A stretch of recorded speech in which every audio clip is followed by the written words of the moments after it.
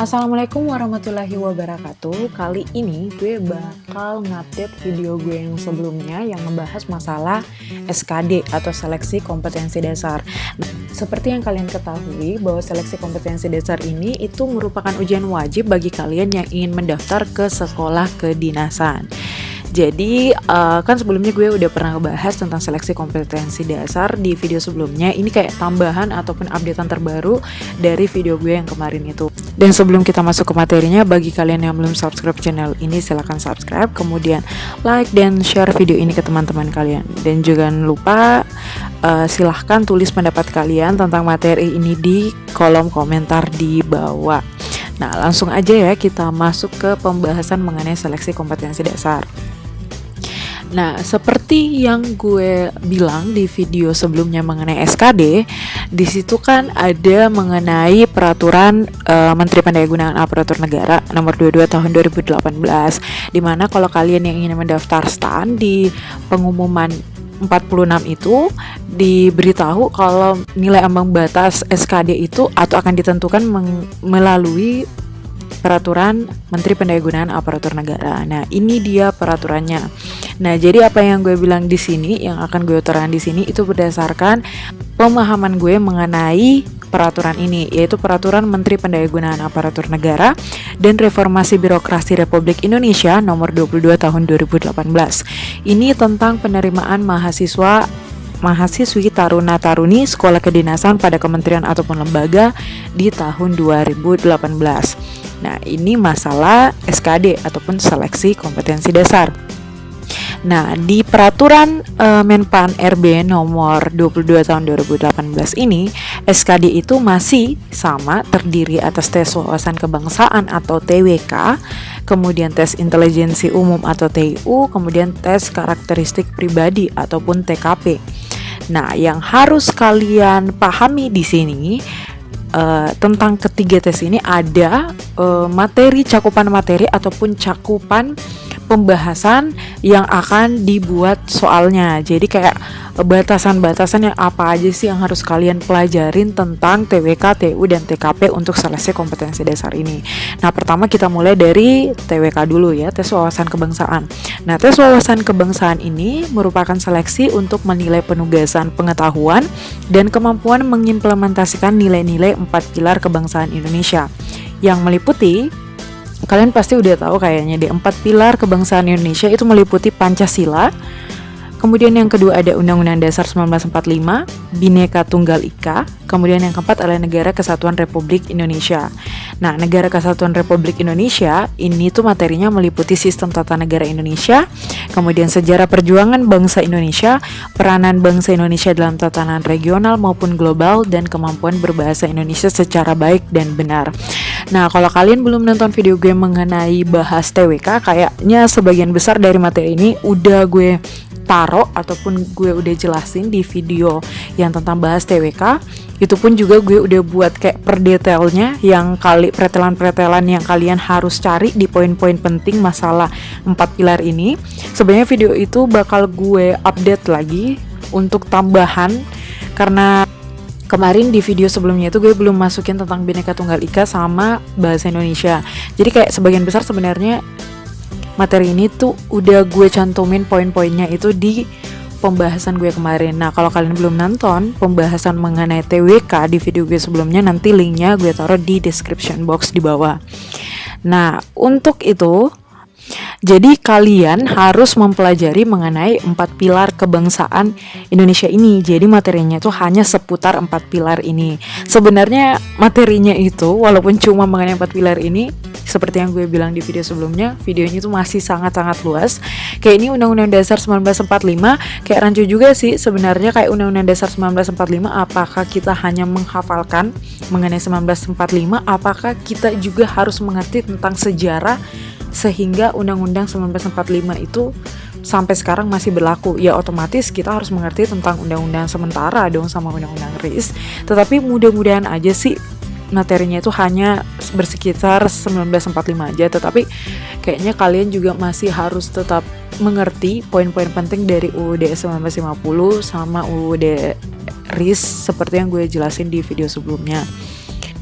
Nah, kalau sistem tata negara Indonesia kayaknya kalian bisa cari aja videonya yang mana-mana aja. Sejarah perjuangan kayak yang gue jelasin di video sebelumnya, peran bangsa Indonesia dalam tatanan regional maupun global, ya keterlibatan dia yang kayak gue jelasin di video sebelumnya, masalah perjanjian-perjanjian itu loh.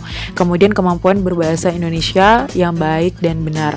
Nah, ini kemampuan berbahasa Indonesia yang baik dan benar ini sebenarnya kalian ini udah dapat kalau misalnya kalian latihan TPA. Ini tuh kayak nggak jauh-jauh dari menentukan ide pokok paragraf pertama, ataupun pertanyaan mengenai sejumlah paragraf yang akan diberikan nanti atau yang akan ditampilkan nanti dalam tes wawasan kebangsaan ini. Jadi kalian pelajarin aja mengenai materi-materi ini, kalau perlu sedetail-detailnya, oke? Kemudian lanjut yang kedua, masalah tes intelijensi umum atau TU. Nah, TIU ini adalah seleksi untuk menilai. Pertama adalah kemampuan verbal, yaitu kemampuan menyampaikan informasi secara lisan maupun tulis. Nah, seperti apa sih contohnya? Nah, kemampuan verbal ini kayak itu loh, antonim, sinonim.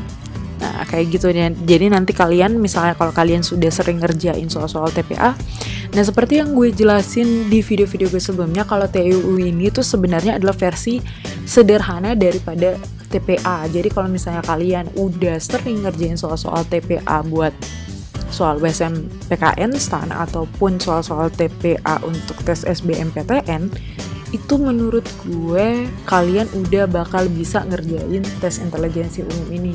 Karena menurut gue tingkatan kerumitan atau kesulitannya itu di bawah, levelnya tuh agak di bawah dibandingkan tes TPA yang sering kalian kerjain ataupun tes TPA yang SBMPTN. Kalau menurut gue ya, soalnya tingkat kesulitan itu ya relatif ya sebenarnya tiap orang. Jadi kayak kemampuan verbal itu yang kayak sinonim, antonim. Kemudian yang kedua adalah kemampuan numerik, yaitu kemampuan melakukan operasi perhitungan angka dan melihat hubungan di antara angka-angka. Ya, numerik berarti yang kuantitatif dong ya, kayak soal-soal yang sering kalian kerjain. Kemudian hubungan di antara angka-angka berarti ini masalah deret. Nah, kalau misalnya di soal-soal kayak soal-soal WSMPKN STAN tahun sebelumnya, biasanya kalian bakal nemuin deretnya itu sampai tingkat 4, tingkat 5, pokoknya yang ribet-ribet deh. Kalau menurut gue sih di TU ini paling dia cuma sampai tingkat 2 gitu. Kalau paling mentok itu tingkat 3 gitu ya. Kalau menurut gue ya, menurut pengalaman juga untuk ngerjain tes intelijensi umum. Nah, ada juga satu lagi, kalau misalnya kalian biasa ngerjain soal-soal TIU di buku kayak kalian beli kayak buku untuk persiapan CPNS, untuk sistem CHAT itu biasa kan ada soal-soalnya kan untuk TWK, TIU, sama TKP. Nah, satu yang gue ngerti dari soal-soal yang biasa diberikan sama buku-buku sama tes-tes online, kayak tryout online itu, kalau untuk TWK sendiri, ini menurut gue ya, kalau untuk TWK sendiri, soal-soal yang di buku dan soal-soal yang biasa diberikan untuk tryout online itu levelnya tuh lebih rendah. Jadi kayak soal aslinya tuh lebih susah nantinya. Jadi kalau misalnya buat TWK, kalau misalnya nanti kalian udah bisa ngejawab soal-soal di buku maupun di tryout, sebaiknya kalian jangan puas hati dulu.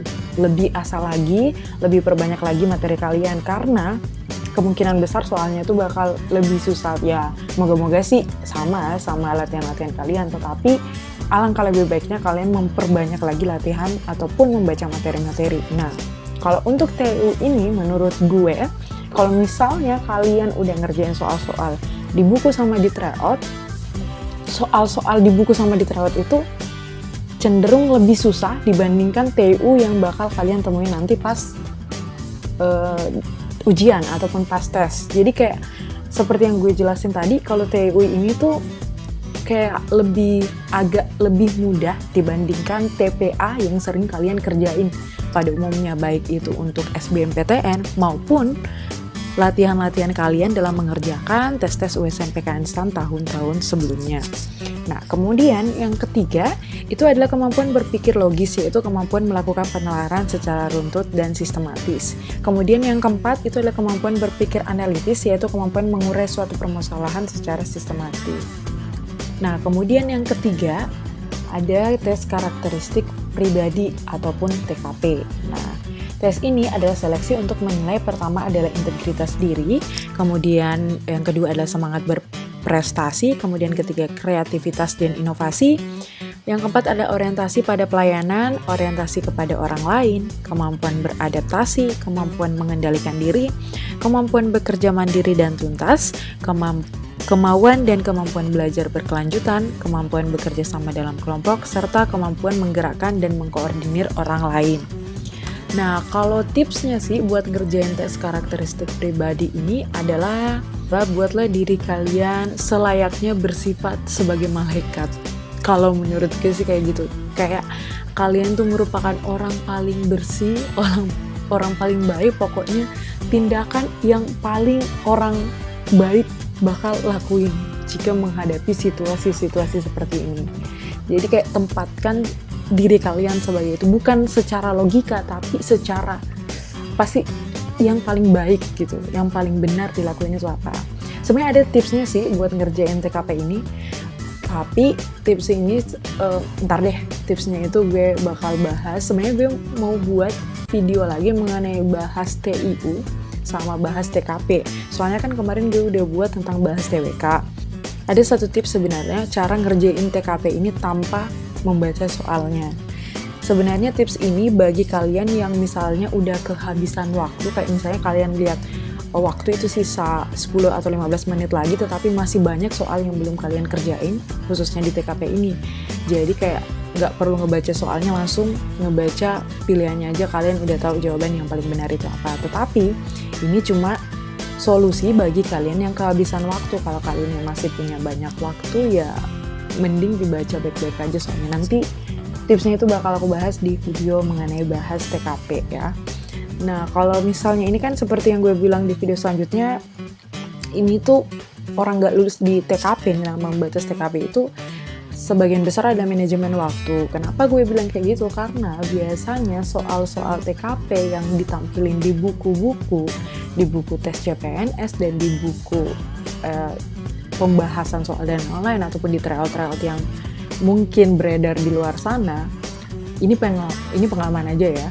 Biasanya soalnya itu kalau misalnya tentang tingkat kerumitan itu sebenarnya kayak nggak jauh beda gitu ya, 11-12 sama, cuma soalnya itu lebih panjang di tes nanti gitu. Jadi kayak kalau kalian ngerjain soal-soal di buku sama di tryout itu soalnya tuh kayak singkat-singkat gitu, soal dan jawabannya tuh singkat, jadi kita nggak perlu meluangkan banyak waktu buat ngerjain soal TKP. Tetapi kalau pengalaman gue dulu sih, soal yang nyatanya gue temuin di TKP di tempat kejadian perkara pada saat gue tes, soalnya tuh panjang banget. Jadi gue tuh kayak kehabisan waktu buat ngejawab TKP itu. Padahal gue kiranya dengan waktu kurang lebih kayak 30 menit gue bisa ngabisin 35 soal itu dengan gampang. Karena kan kalian tahu gak ada setiap poin di TKP itu kan gak ada sama sekali yang salah. Jadi tiap pilihan yang kita pilih pasti ada poin yang benar, pasti ada poinnya gitu. Jadi kayak misalnya kalau kalian selesai TWK sama TU, sebaiknya kalian segera mengerjakan TKP, karena kemungkinan soalnya itu misalnya itu agak panjang. Sebenarnya kalau dibilang susah enggak, cuman butuh waktu yang banyak untuk membaca soal-soal TKP ini. Jadi tingkat kerumitan sama di buku sama tryout online itu 11-12 sama yang kenyataannya nanti, ya ini persepsi gue ya, pada kenyataannya nanti itu kerumitan emang 11-12 sama, cuman panjang soalnya itu agak beda. Jadi itu kayak panjang banget, satu layar komputer tuh dipenuhin sama soal TKP ini, baik soalnya maupun option jawabannya tuh panjang banget. Jadi saran gue manage waktu kalian buat TKP ini. Terserah sih kalau kalian nanti, sebenarnya kan dibebasin gitu, kalian mau ngerjain yang mana dulu, TWK dulu, TU dulu, atau TKP dulu. Kan nanti kalau nggak salah sih urutannya urutan SKD ini pasti yang awal tuh TWK dulu, baru TU, baru TKP. Jadi terserah kalian mau ngerjain yang mana dulu. Tapi kalau gue sih kemarin ya tetap gue runtut. Jadi TWK dulu, TU, baru TKP. Nah, TKP ini gue taruh di akhir. Nah, karena kesalahan gue kemarin, gue kira soal-soalnya ini tuh seperti di latihan-latihan gue sebelumnya. Jadi kayak gue tuh cuma sisain 30 menit dan dari 100 menit buat TKP. Jadi kayak sebenarnya gue ngerjain TWK sama TU itu lumayan cepat. Jadi kayak 50 menitan, gak sampai 60 menit gitu gue udah selesai TWK sama TU. Tapi karena gue saking optimisnya bisa ngerjain TKP 30 menit, jadi gue balik lagi periksa jawaban gue yang TWK sama TIU. Gue pastiin gue bener-bener kayak bakal melewati nilai ambang batas, dan barulah 30 menit terakhir gue ke TKP. Ternyata itu adalah solusi yang salah, karena ternyata soalnya panjang banget dan 30 menit itu nggak cukup untuk ngebaca semuanya.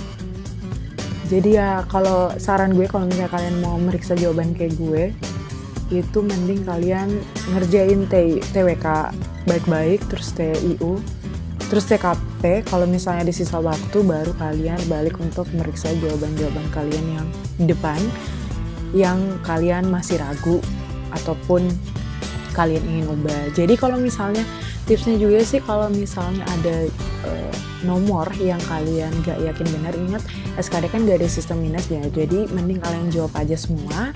Dan kalau misalnya ada yang jawaban masih ragu, atau misalnya kalian berpikir bakal balik lagi ke soal itu setelah selesai mengerjakan semuanya, mending kalian pilih aja jawaban yang ragu-ragu itu dulu apa, terus kalian tulis ntar di kertas coret-coretan kalian bahwa yang ragu itu nomor sekian. Jadi nanti baliknya, nanti kalau misalnya kalian masih punya waktu baru kalian balik.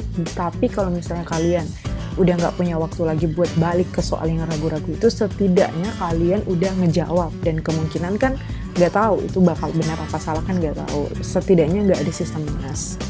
Nah, selanjutnya kita beralih ke masalah nilai ambang batas. Nah, ini yang banyak ditanyain sama kalian semua mengenai nilai ambang batas dari SKD. Kan untuk USMPK instan kemarin berdasarkan pengumuman 46, kalau untuk TPA sama bahasa TBI kan itu udah ada nilai ambang batas kan yang ditentuin dalam pengumuman itu. Tetapi pengumuman 46 itu gak nyantumin mengenai nilai ambang batas dari SKD kan. Dia cuma nyantumin kalau nilai ambang batasnya itu berdasarkan Permenpan RB nomor 22 tahun 2018. Nah, berdasarkan peraturan ini, Permenpan RB nomor 22 tahun 2018, nilai ambang batasnya adalah ini. Nilai ambang batas untuk TKP itu 143, kayaknya ini agak turun deh. Waktu zaman gue tuh masih 146 deh kayaknya. Kemudian TIU-nya ternyata ada kenaikan, tapi kayaknya ini sama aja deh, sama. Tapi gue lihat ini sama dengan tahun 2017 kalau nggak salah ya. TIU-nya 80 sama TWK 75. Nah, kan kalau misalnya TKP kan memang setiap poin itu kan ada poinnya, jadi nggak ada jawaban yang nilainya 0. Jadi mungkin wajar aja dikasih nilai ambang batas yang 143, tinggi kayak gitu ya, wajar, dan mungkin nggak terlalu sulit juga buat dicapai. Nah, yang kalian harus perhatiin di sini adalah TIU. Nah, kalau misalnya kan tadi gue udah bilang kalau misalnya TIU itu agak lebih mudah dibandingkan TPA pada umumnya. Tetapi kalian jangan anggap enteng, karena TIU itu merupakan soal yang jumlah soalnya itu paling sedikit. Jadi kalau misalnya di antara 100 soal, TIU itu kalau misalnya TKP kan 35 soal, TIU 30, TWK 35. Nah, coba kalian perhatiin TIU itu jumlah soalnya 30, tetapi nilai ambang batasnya 80, sedangkan TWK jumlah soalnya itu 35 dan nilai ambang batasnya itu 75. Jadi TIU itu untuk proporsi soal 30 dan nilai ambang batas 80 itu bisa dibilang persenannya itu lebih sulit diraih dibandingkan TWK.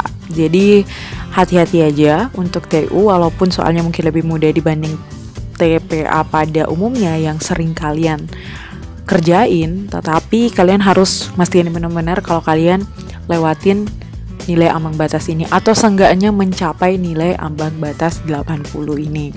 Nah, untuk ketentuannya ternyata masih sama. TWK kalau misalnya salah itu dapat 0, benar dapat 5. Jadi sama sekali buat SKD ini gak ada sistem minus. Sama TIU juga, kalau misalnya salah kalian dapat 0, benarnya kalian dapat 5, tidak menjawab dapat 0 tentu saja. Nah, TKP ini kan setiap jawaban yang kalian pilih pasti ada poinnya. Jadi usahain buat TKP kalian harus jawab semua. Jadi jangan sampai kalian kosongin buat TKP. Bukan TKP aja sih, tapi buat semuanya, karena sama sekali gak ada sistem minus. Kalian harus mastiin semua soal dari 100 soal, ini kan ada 100 soal ya, 35, 30, 35 itu ada 100 soal. Kalian harus pastiin semuanya harus terjawab, karena gak ada yang tahu jawaban kalian, yang ragu-ragu maupun yang gak ragu-ragu itu benar apa salah. Jadi jawab aja semua. Apalagi khusus untuk TKP, karena tiap poin yang atau tiap pilihan yang kalian pilih pasti ada poinnya. Jadi kayak untuk ABCDE seperti yang gue jelasin di video sebelumnya, kayaknya gue pernah jelasin mengenai contoh soal dan bagaimana sistem poin di soal-soal itu. Nanti gue cantumin linknya itu di bawah tentang penjelasan masalah ini, bagaimana cara penilaian tentang TKP yang per poin tiap pilihannya. Jadi pastiin kalian harus ngejawab setiap soalnya, karena sama sekali nggak ada sistem minus di SKD. Nah, buat kalian yang kemarin nanyain mengenai USMPK Instan, kan kita tahu kemarin berdasarkan pengumuman 46, ujian tertulis PK Instan itu kan dilaksanakan selama 150 menit. Nah, 150 menit kan. Nah, sedangkan ujian tertulis itu udah dengan SKD, TPA, dan TBI. Nah, kalau misalnya ngelihat dari proporsi soal dari SKD yang masih sama dengan tahun sebelumnya, berarti ini masih persepsi aja sih, berarti kemungkinan besar waktu pengerjaan untuk SKD ini masih 100 menit.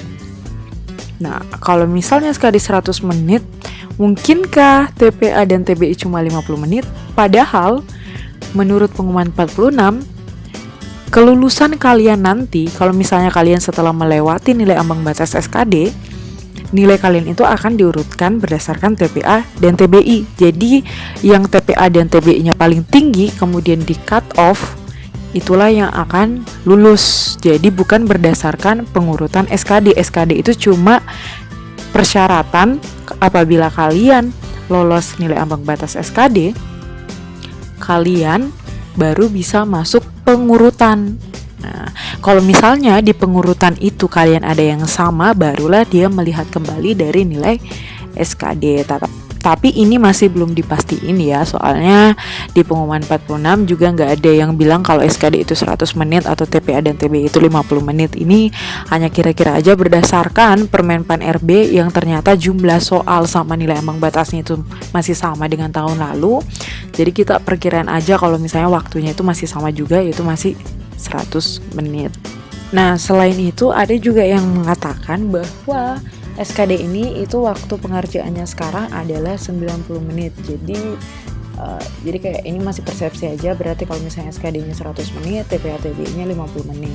Kalau SKD-nya 90 menit, berarti TPA dan TBI-nya adalah 1 jam ataupun 60 menit. Ya, kita lihat aja nanti kayak gimana nya. Jadi yang harus kalian lakukan sekarang ya belajar aja semaksimal mungkin dan berdoa semoga nanti dapat diberikan yang terbaik. Nah, sekian aja dulu pembahasan mengenai SKD. Nanti kalau misalnya ada updatean terbaru, mudah-mudahan gue bisa bikin videonya. Dan kemudian mengenai TWK part 2 gue sama pembahasan mengenai TU sama TKP, mudah-mudahan gue ada waktu buat bikin itu video. Doain aja. Dan jangan lupa bagi kalian yang belum subscribe channel ini, like, comment, share ke teman-teman kalian. Yakinlah semakin banyak kita membantu orang, Tuhan juga bakal ngebantu kita. Soalnya banget sih gue. Jadi oke, udah dulu ya. Terima kasih atas perhatiannya. Wassalamualaikum warahmatullahi wabarakatuh.